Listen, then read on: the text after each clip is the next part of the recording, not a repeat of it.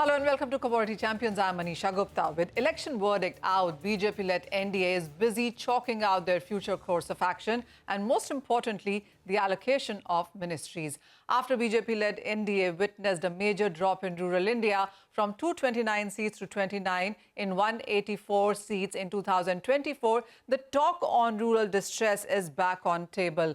Also, the need to concern, or rather the focus on concerns of rural India, thus getting the right set of administrators to head ministries like agriculture, rural infrastructure and Jal Shakti can play a critical role for the new government.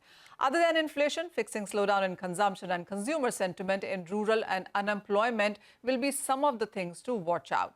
To discuss the future course of action of the new government, we are now joined by former Agricultural Secretary Siraj Hussain.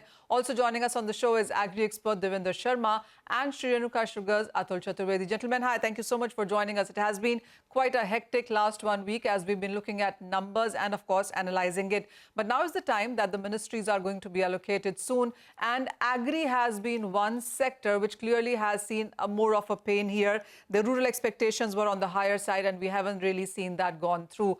Mr. Hussain, first to you then, what is your sense? How do you read? And what would you say went wrong, especially in the rural India? Because we've seen those numbers come in either whether it has been from Maharashtra, from Punjab, Haryana, even Western UP for that matter.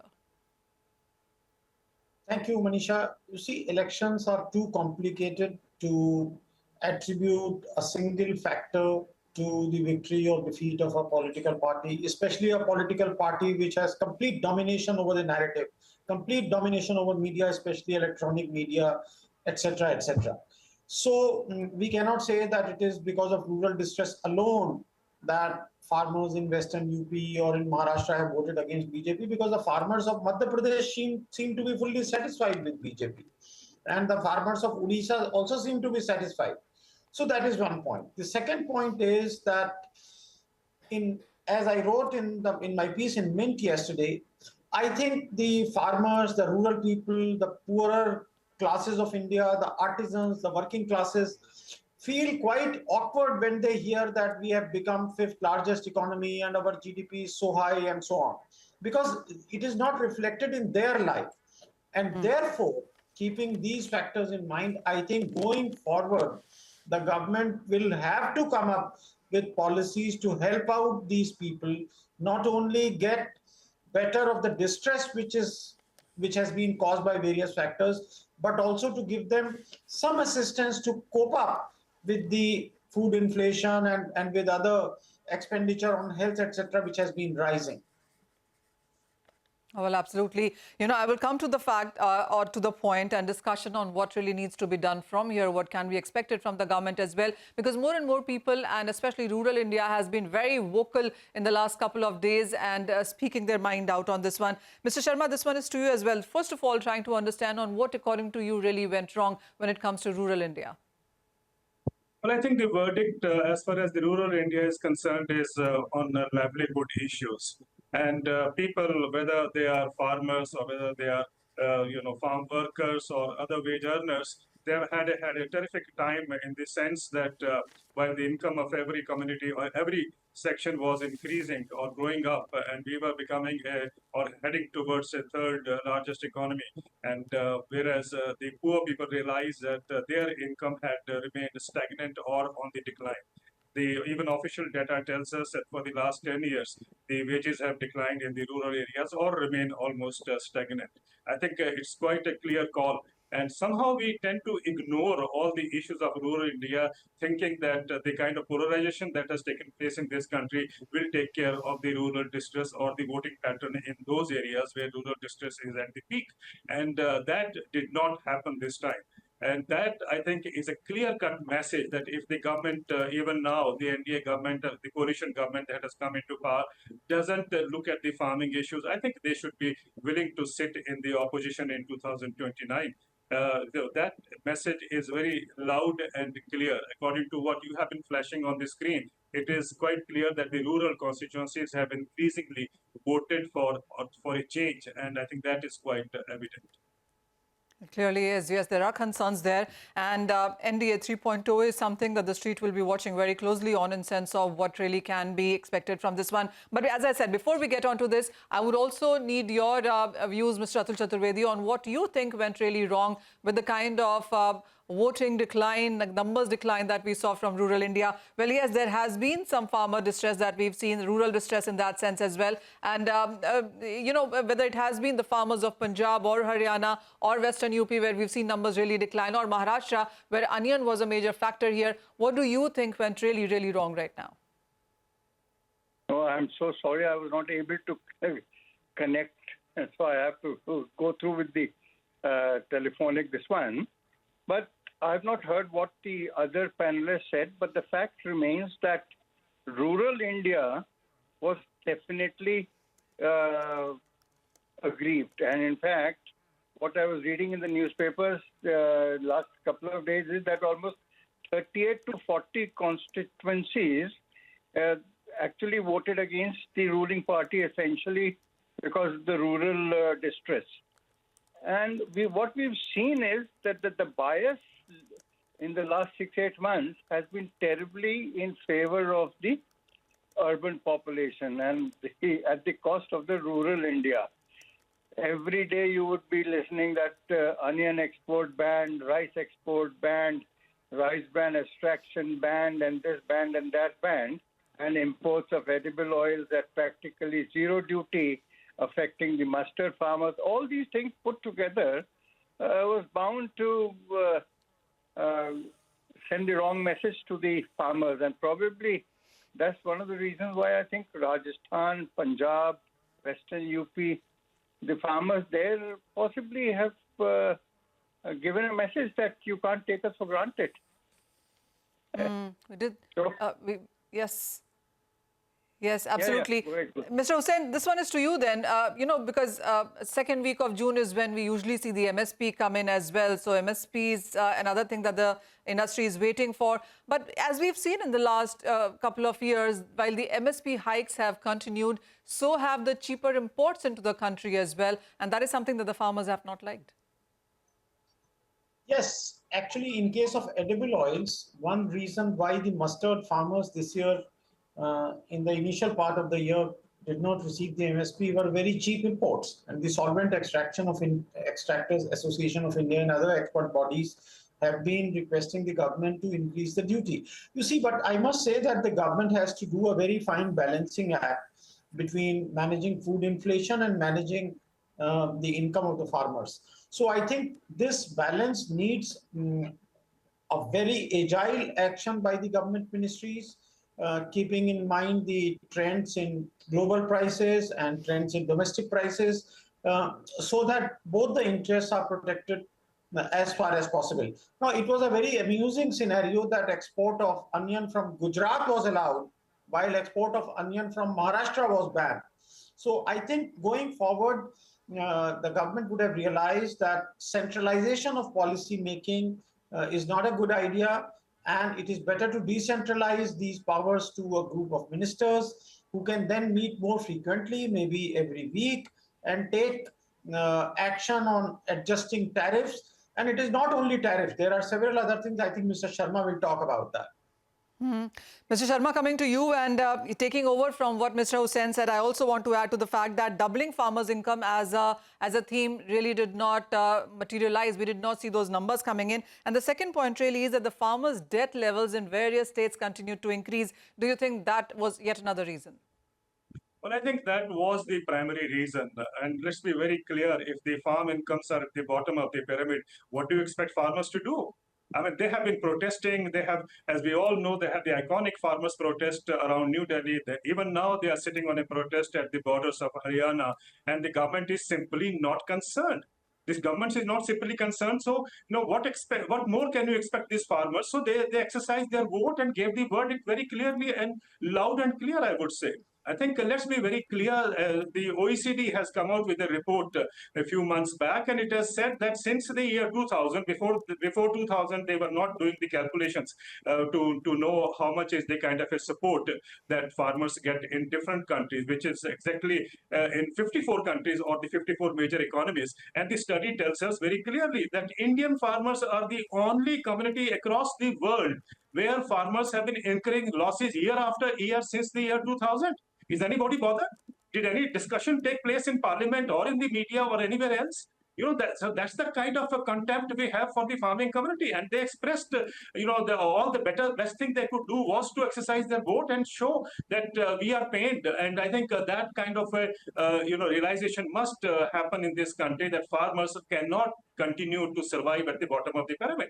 And now the problem here is when we try to balance out between consumers and the farmers, we forget or we don't realize that farmers are also consumers. The producer in India is also a consumer. If he doesn't get adequate income in his hand, how do you think he will consume? And that is why we know what is happening in the rural areas. The demand that we talk about in the rural areas has remained almost static over the last few years. Now, I think this has to be addressed, and I hope the new government and the political parties who are party to that government will at least focus their attention to how to raise farmers' income. And one of the ways to do is to ensure the right kind of export-import policies. That's one way, but I think why not now at least pick up the courage to go ahead with the Swaminathan Commission's recommendation of guaranteeing a price which is by the comprehensive cost plus 50% profit. That is what Swaminathan suggested, and that is what the farmers have been demanding. The time has come now. Of course, we know that mainland economists had created a kind of a fear psychosis that the government will not be able to take on the burden and so on. But I'm glad CRISIL itself came out with an analysis saying that the additional burden would be only about 22,000 crores per year. The Seventh Pay Commission had the additional burden was about 4.5 lakh crore across the country. Nobody raised a question. But if you have to spend money for farmers, everyone is up in arms saying, where will the money come from?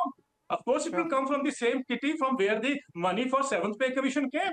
The fact of the matter is we have a kind of a bias against the rural areas. We have a kind of a bias against farmers. And I think sooner the better if the governments can realize that and take corrective actions or corrective measures. And let us not be swayed by the mainland economic thinking that, you can leave farmers to the markets and markets will see that the farmers' income goes up. As I have said everywhere that farmers' income across the world, markets have failed to increase or enhance farmers' income, whether it is America, whether it's European Union, or whether it is India. So when markets have failed, I think it is time for the government to step in and ensure that farmers get a kind of a living income that they need. So what is wrong in that? And I think the nation has to realize that if you have to become Viksit by 2047, you have to take farmers along. You cannot leave them behind. After all, they are 50% of the country, which means about 700 million people are dependent on agriculture. Oh yes, 700 million people are dependent on agriculture, and this is an area or a sector which clearly has shown its distress by the way it has voted. Mr. Chaturvedi, this one is to you then.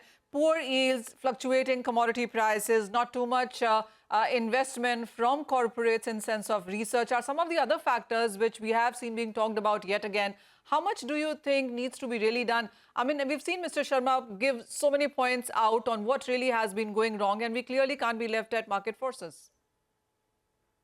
No, my take is that jacking up minimum support prices alone and not having an ecosystem of managing whatever the government is procuring may not be the solution. You can keep jacking up the minimum support price. Look what happened in mustard. The minimum support price was already there in place. And even though we have a reasonably good ecosystem by way of NAFED and HAFED being operational, still the the mustard was selling much below the minimum support price. So I think somebody has to have the commercial intelligence also that if the crop is getting marketed, it is important that the edible oil import duties should be suitably tweaked to ensure that you don't have to keep defending the minimum support price in the marketplace.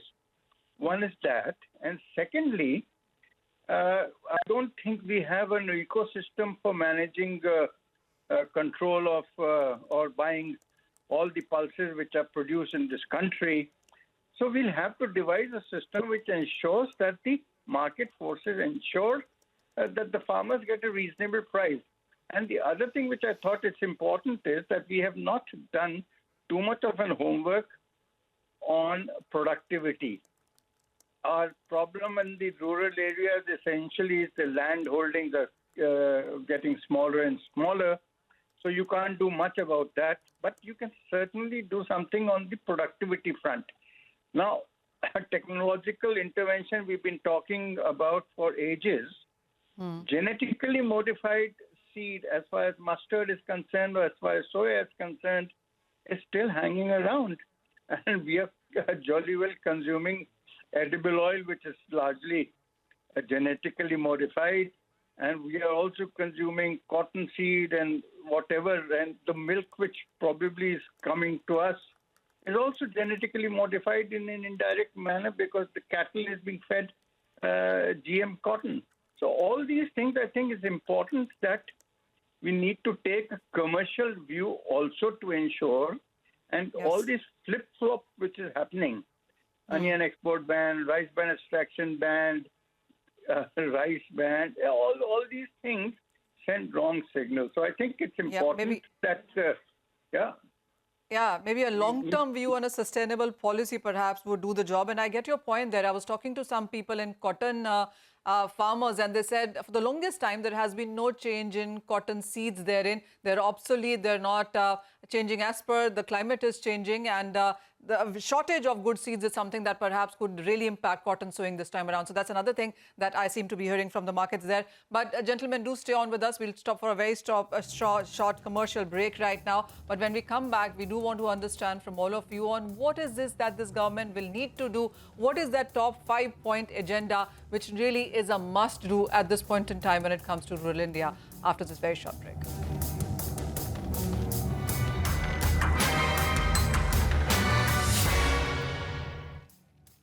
Welcome back, and we're looking at the kind of voting numbers that we've seen come in for rural India, and clearly there's a lot of distress which we have seen in sense of numbers that have shown in. Mr. Hussain, the first question to you, and while of course there will be a lot of reforms thrown out, we already have started to hear that from the coalition government that is going to be formed. What is your sense is the top 5-point agenda that you would see come in when it comes to agri as reforms?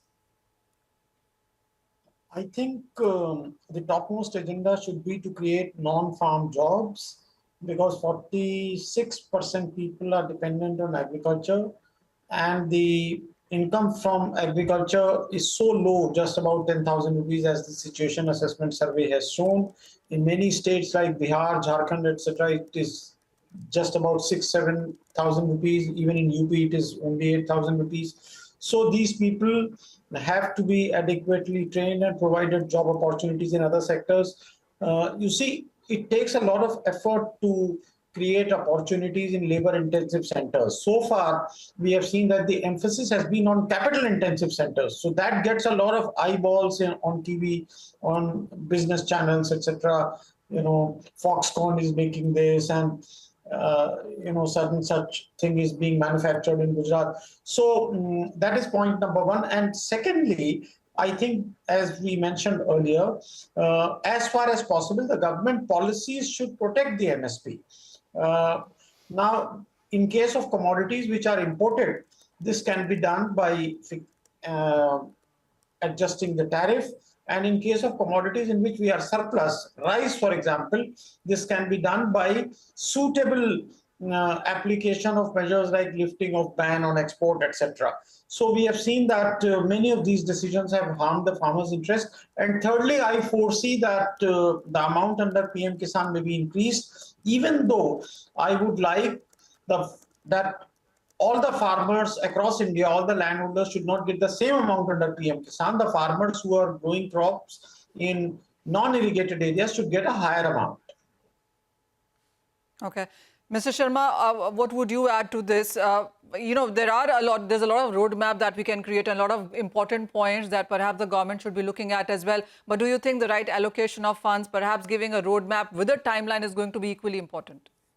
Well, I'm so glad that you talked about the right allocation of funds, because I think that is very, very important to ensure that agriculture sector is taken out of poverty that is perpetually in. Why I'm saying this is that we have a budget which is about 48 lakh crore, and out of 48 lakh crore, the budget for agriculture is just 1.25 lakh crore. Now, 1.25 lakh crore, out of which about 60,000 crore is the PM Kisan Nidhi, which is 500 rupees per month to farmers, which means the agriculture budget effectively then remains, what is left behind is only about 75,000 crores. Now, 75,000 crores is the amount of money that is being spent on agriculture, which is 700 million people. I think it is time now that we spend 50% of the budget, of the total budget, goes to agriculture. Let us not be ashamed of it. I think that's the only way to see that a balance can be maintained. And this section of the society, which is large, which is marginalized, has to be pulled up. And the only way to do is if you allocate, make the right kind of allocation. So let us build up our courage to see that this can happen. And please don't be worried that, oh, where did this happen in the country? When Mr. Vajpayee came up with his government first time in 1996, he actually announced that 60% budget will go for 60% of the population, which was the farming population at that time. Now, the tragedy was that government actually fell after 13 days. Now, I think what Mr. Vajpayee left behind is something that the new coalition government should pick up and carry forward. If he could promise 60% of the budget for 60% population, I think in all sagacity, we should also ensure that 50% of the budget now should go to 50% of the population. That's one way we can really refurbish the kind of the sector that needs to be pushed up.